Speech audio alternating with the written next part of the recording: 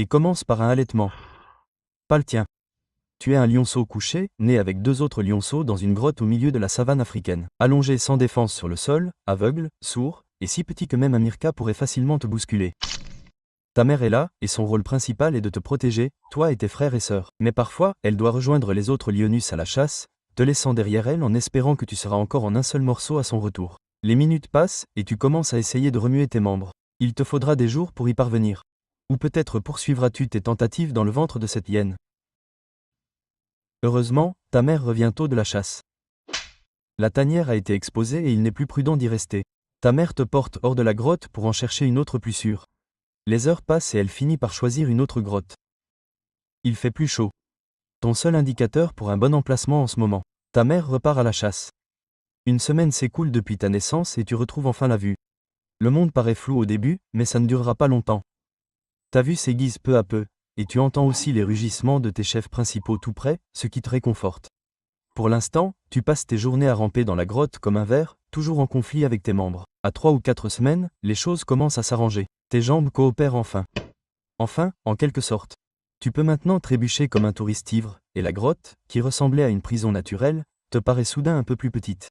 Tu imagines la vie dehors comme une aventure rose et excitante jusqu'à ce que ta mère revienne, meurtrie et ensanglantée, d'une escarmouche avec des hyènes qui tentent de lui voler sa proie. J'imagine que le monde extérieur ne te semble plus aussi amusant. À 6 semaines, il est temps de quitter la grotte, que tu sois prêt ou non. Ta mère te pousse, toi et tes frères et sœurs, vers l'extérieur. Tu clignes des yeux en voyant la troupe. Des lions massifs attaquent un zèbre avec une efficacité impitoyable, entouré d'un cercle de lionnes. Non loin de là, des lionceaux un peu plus âgés observent comme s'ils regardaient un film d'horreur. Tu comprendras pourquoi plus tard. Pour l'instant, tes dents sont encore trop molles pour mâcher, alors tu t'en tiens au lait de ta mère. Attends, ce n'est pas ta mère. Mais peu importe, car en tant que lionceau, tu peux téter n'importe quelle lionne de cette troupe. Tu es rassasié? Qui s'en soucie? Les lionnes doivent repartir à la chasse. Tu passes tes journées à jouer avec les autres lionceaux de la troupe. Ce jeu t'apprend les techniques de combat dont tu auras besoin à l'âge adulte. Mais pour l'instant, tu ignores complètement ce qui t'attend dans quelques années. À 6 mois, tu es plus grand et plus fort, mesurant entre 60 et 90 cm. Les taches de camouflage qui te cachaient autrefois des prédateurs ont disparu, remplacées par un pelage doré et lisse. Tes dents de lait aussi. Échangez-les contre des pointes acérées, parfaites pour déchiqueter vos proies. Du lait? Oubliez ça, vous êtes à fond sur la viande fraîche maintenant. Oh, regardez, votre mère et les lionnes reviennent avec un festin. Enfin de la viande fraîche. Mais pas si vite. Les chefs de la troupe, votre père et vos oncles, ont la priorité. Et puis c'est au tour de la lionne. Le reste, c'est à vous de le prendre avec les autres lionceaux. Je suis sûr que ce lait amer commence à vous manquer. Au moins, vous n'avez pas eu à vous battre pour l'obtenir. Les semaines passent et vous vous adaptez vite, apprenant à vous frayer un chemin pour obtenir une part décente. Vous rejoignez même les lionnes à la chasse, même si vous vous contentez généralement de les suivre et de rugir. Le cri d'un bébé humain serait certainement plus effrayant que ce rugissement. Un jour, les chefs de la troupe sont brutalement réveillés de leur sieste, et l'air se transforme. Une coalition de mâles rivaux apparaît à l'horizon, le teint sombre, le regard perçant, prêt à prendre le pouvoir. S'ensuit le chaos. Une bataille brutale éclate, faisant trembler le sol sous vos pattes. Vous et les autres lionceaux observez, figés, votre père et vos oncles lutter pour leur survie. Mais le vent tourne contre eux. Votre mère vous repousse, vous et vos frères et sœurs. Vous réalisez rapidement que la situation ne joue pas en votre faveur. Alors vous courez vous cacher derrière un arbre proche. Quand la poussière retombe, c'est fini. Votre père et vos oncles sont partis. Les nouveaux mâles se mettent à la recherche des lionceaux pour les éliminer, s'assurant ainsi que leur propre lignée reste au sein de la troupe. L'un de vos frères et sœurs ne s'est pas suffisamment caché. Bon, maintenant, il ne reste plus que vous et 3 ou 2 autres. Vous vous cachez discrètement, retenant votre souffle. Les intrus sont partis, emmenant votre mère et les lionnes avec eux. Ils ne sont pas loin, patrouillant probablement leur territoire nouvellement acquis. Et c'est votre chance. Vous devez vous échapper avant leur retour. D'autres lionceaux survivants vous rejoignent et, ensemble, vous partez vers l'inconnu. Vous restez près d'eux, cherchant à survivre par vous-même. Pour l'instant, vos repas sont modestes. Rongeurs, lézards, serpents et pintades. De temps en temps, vous apercevez même un lapin de Garenne, ce qui vous donne l'impression de trouver de l'or. Un jour, vous et votre équipe attrapez une pintade. Et alors que vous vous apprêtez à vous régaler, l'odeur du sang attire l'attention de quelques hyènes des environs. Oh là là! Il est temps de filer. Juste une bouchée, peut-être. Elle se rapproche. Vous abandonnez le repas et vous vous enfuyez. C'était proche. Au moins, vous êtes encore en vie. Les jours passent et vous vous améliorez à la chasse et à la fuite des hyènes. Vous devenez plus rapide, plus fort et plus intelligent, mais il y a encore des jours difficiles où la proie est introuvable. Les animaux suivent l'eau, et vous devez faire de même. Votre corps peut supporter la faim un certain temps, mais pas éternellement. Après des jours de recherche, vous tombez sur une carcasse de sanglier. Peut-être est-il mort de maladie. Qui s'en soucie? Un repas gratuit est un repas gratuit.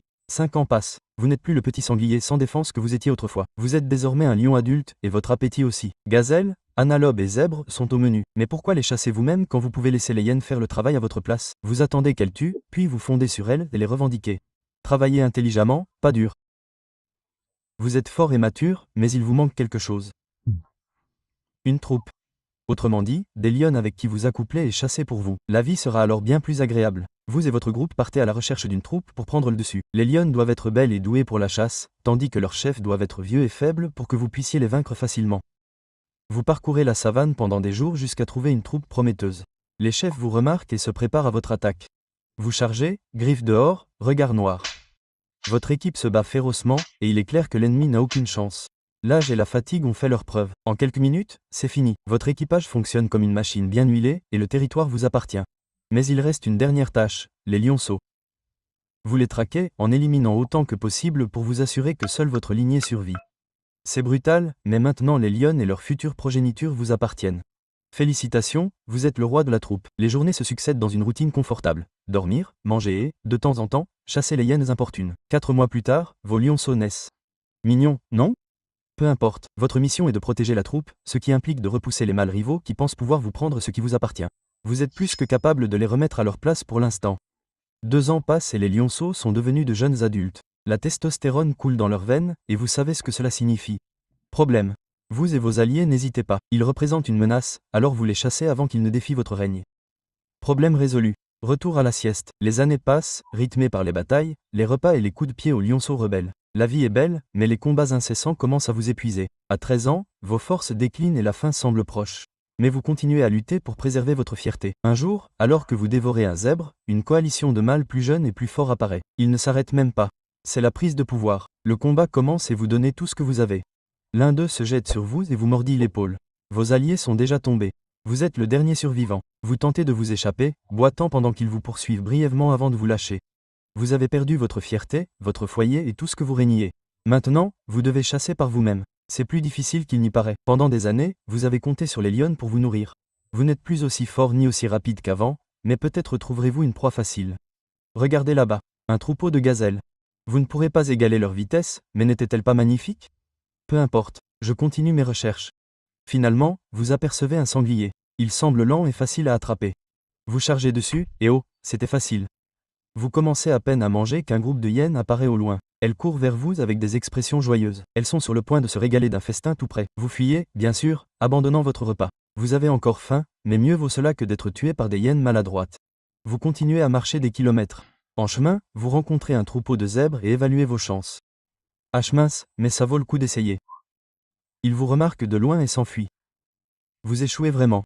La faim vous a affaibli encore plus. Les jours passent et vous échouez à plusieurs reprises à la chasse. Cela fait 2 semaines que vous n'avez pas mordu.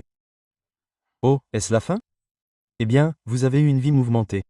Maintenant, dites au revoir et quittez ce monde.